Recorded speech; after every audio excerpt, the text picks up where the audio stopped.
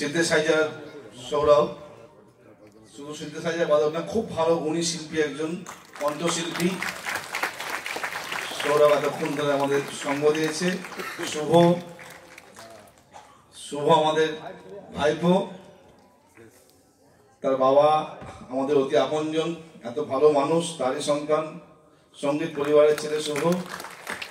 পারকাশনের ছেলে নিতাই মজুমদার।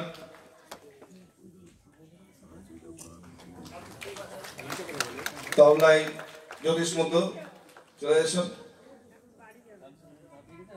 প্রণবেশ, তুমিও চলে এসো।